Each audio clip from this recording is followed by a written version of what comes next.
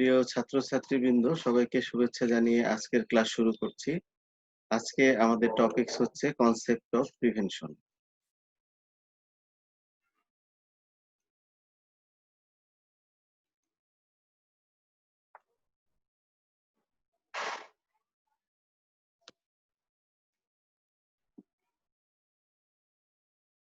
তো প্রথমেই দেখি আজকের ক্লাসের অবজেক্টিভ কি, বা আমরা ক্লাস শেষে কি কি শিখবো। At the end of the class, students will be able to define prevention, mention the levels of prevention, state the intervention in each level of prevention with appropriate example, and to describe the modes of prevention. The goals of medicine are to promote health, to preserve health, and to restore health when it is impaired, and to minimize suffering and distress. The goals are embodied in the word prevention. Successful prevention depends upon a knowledge of causation, dynamics of transmission, identification of risk factors and risk groups, availability of prophylactic or early detection and treatment measures, an organization for applying these measures and to appropriate person or groups, and continuous evaluation and development of procedures applied. তো আমরা দেখি প্রিভেনশনকে কিভাবে define করা যায়। Literally, prevention means the action of stopping something from happening or arising. The term prevention is reserved for those interventions that occur before the initial onset of disorder. There are 4 levels of prevention: primordial prevention, primary prevention, secondary prevention, and tertiary prevention. Primordial prevention. Primordial prevention is a new concept, is reserving special attention in the prevention of chronic diseases. Many adult health problems like obesity, hypertension have their early origins in childhood. Childhood is the time when lifestyles are formed, like habit of smoking, eating pattern, and physical exercise.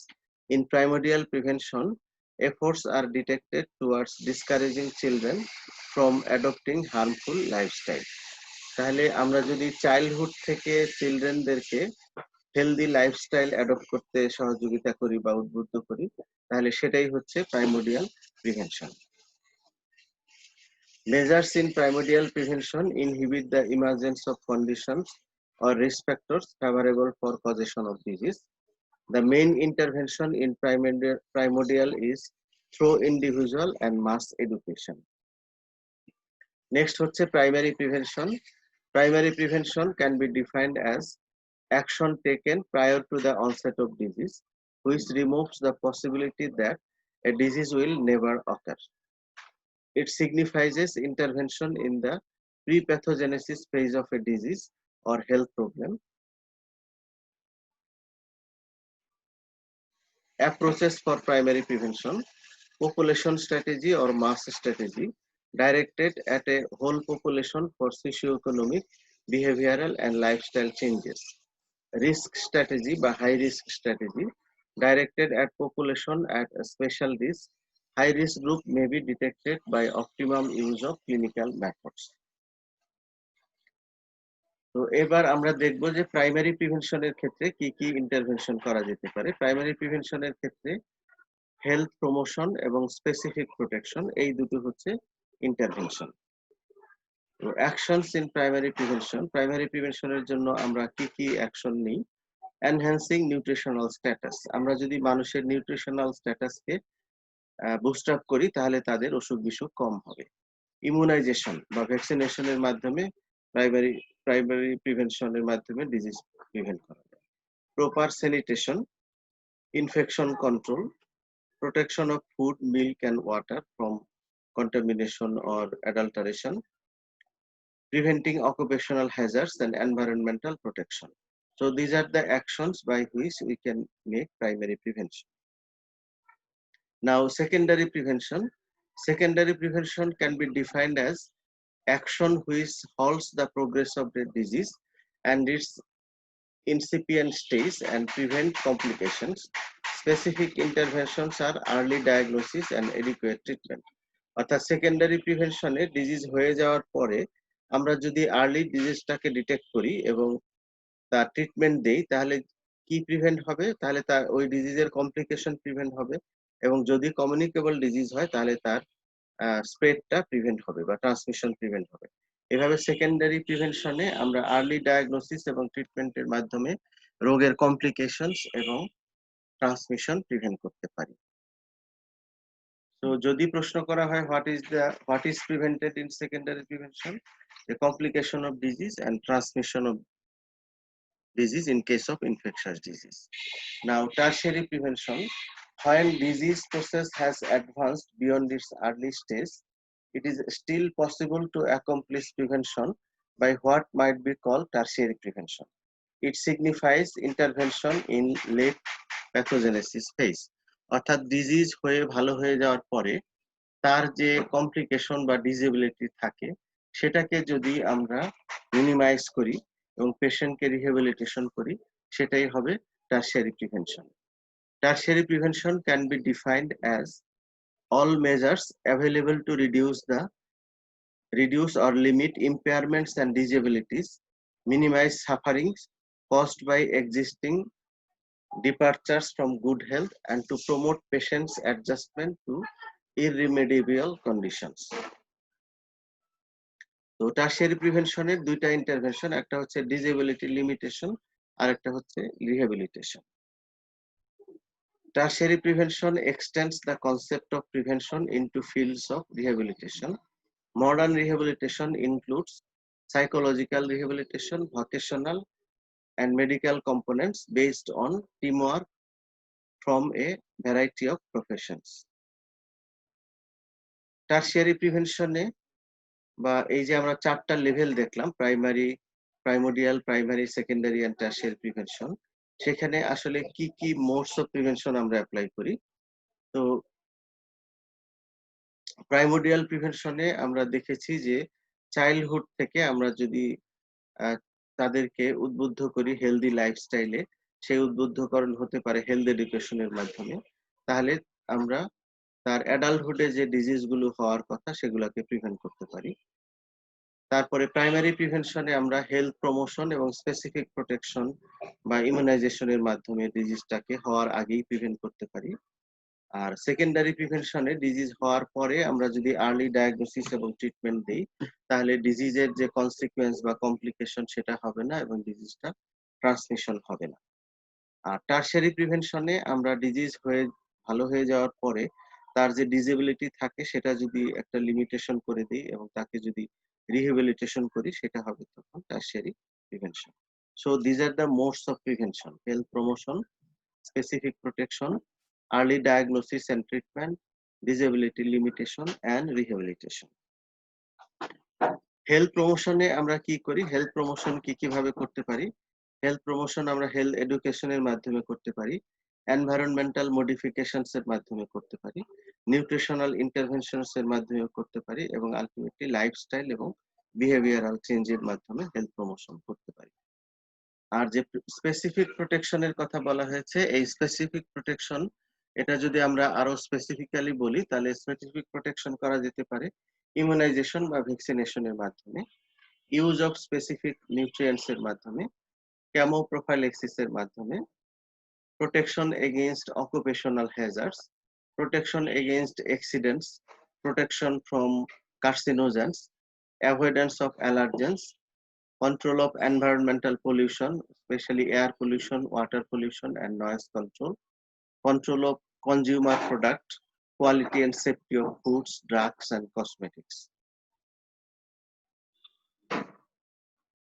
তো disability লিমিটেশনের ক্ষেত্রে আমরা যদি দেখি যে sequence of events leading to disability and handicap, যখন একটা মানুষের কোনো ডিজিজ হয়, ডিজিজ হওয়ার পরে তার ইম্পেয়ারমেন্ট হতে পারে, ইম্পেয়ারমেন্ট থেকে তার ডিসেবিলিটি ডেভেলপ করতে পারে এবং আলটিমেটলি সে হ্যান্ডিক্যাপ হতে পারে।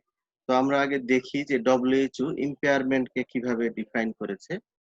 Impairment হচ্ছে any loss or abnormality of psychological, physiological or anatomical structure or function As for example, loss of foot, defective vision, mental retardation may be visible or invisible, temporary or permanent, progressive or regressive. তাহলে কোনো একটা disease বা অ্যাক্সিডেন্টের পরে কারো যদি পা হারিয়ে যায়, এই তার যে পা নেই, লস অফ ফুট, এটা তার একটা ইম্পেয়ারমেন্ট। এরপরে দেখি ডিসেবিলিটি কি। Any restriction or lack of ability to perform an activity in the manner or within the range considered normal for a human being. এই যে একজন লোক পা হারালো, তো পা হারানোর পরে সে হাঁটতে পারবে না, এই যে সে হাঁটতে পারছে না, এটা হচ্ছে তার ডিসেবিলিটি। তাহলে পা হারানোটা হচ্ছে ইম্পেয়ারমেন্ট, আর হাঁটতে না পারা এটা হচ্ছে disability. Handicap, a disadvantage for a given individual resulting from an impairment or a disability that limits or prevents the fulfillment of a role that is normal for that individual. এখন যে লোকটি পা হারালো, পা হারিয়ে হাঁটতে পারছে না, তো সে যদি একজন রিক্সা চালক হয়ে থাকে, তাহলে এই পা হারানোর কারণে সে আর রিক্সা চালাতে পারবে না। এই যে সে কাজ করতে পারছে না, এই জন্য এই যে তার রোলটা প্লে করতে পারছে না, এটাই হচ্ছে হ্যান্ডিক্যাপ। এক্সাম্পলটা আবারও তোমাদের বোঝার জন্য ক্লিয়ার করছি যে অ্যাক্সিডেন্ট হচ্ছে একটা হেলথ রিলেটেড ইভেন্ট বা ডিসঅর্ডার। তো এই অ্যাক্সিডেন্টে কারো যদি লস অফ ফুট হয়, এটা হচ্ছে ইম্পেয়ারমেন্ট। এর কারণে সে যদি তার যে ইনএবিলিটি টু ওয়ার্ক, এটা হচ্ছে ডিসএবিলিটি। আর আনএমপ্লয়মেন্ট বা তার জব সে হারালো, এটা হচ্ছে handicap.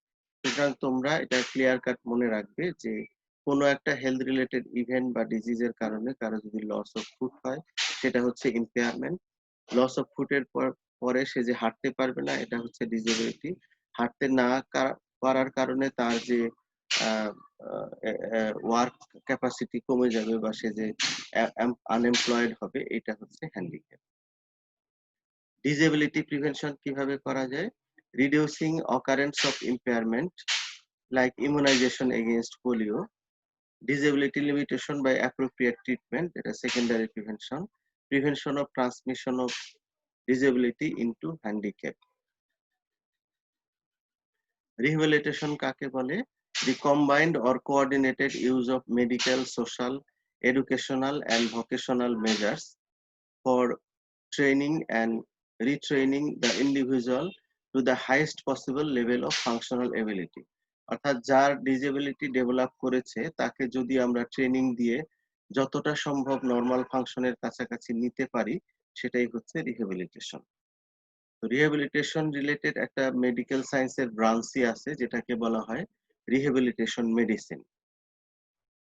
Physical medicine or physiotherapy, occupational therapy, speech therapy, audiology, psychology, education, social work, vocational guidance and replacement service are included in rehabilitation medicine. এবার আমরা দেখব যে what are the types of rehabilitation. Rehabilitation হতে পারে medical, যেমন restoration of function. একজন পা হারিয়েছে, তাকে যদি আমরা আর্টিফিশিয়াল ফুট লাগিয়ে দিই, তাহলে সে হাঁটতে পারবে, এটা হচ্ছে medical rehabilitation. Vocational rehabilitation, restoration of capacity to earn. তার যদি সুইটেবল জব আমরা অ্যারেঞ্জ করে দিই, তাহলে সে আর্ন করতে পারবে, এটা হচ্ছে vocational rehabilitation. Social rehabilitation, restoration of family and social relationship. Psychological rehabilitation, restoration of personal dignity and confidence. So rehabilitation are of 4 types: medical rehabilitation, vocational rehabilitation, social rehabilitation and psychological rehabilitation. আমি যে চশমা পরেছি, এটা হচ্ছে একই সঙ্গে medical rehabilitation এবং vocational rehabilitation. Example of common rehabilitation, যে স্কুল ফর ব্লাইন্ড। আমরা জানি আমাদের দেশে অন্ধদের জন্য স্কুল আছে, এটা একটা কমন উদাহরণ রিহ্যাবিলিটেশনের। এছাড়াও আছে school for mentally retarded child বা school for children with autism. Aids for cripples, যারা হাঁটতে পারে না তাদের জন্য। কনস্ট্রাকটিভ সার্জারি করা হয় অনেক ক্ষেত্রে। Graded exercise after stroke and changes of profession due to disability. So these are the example of rehabilitation.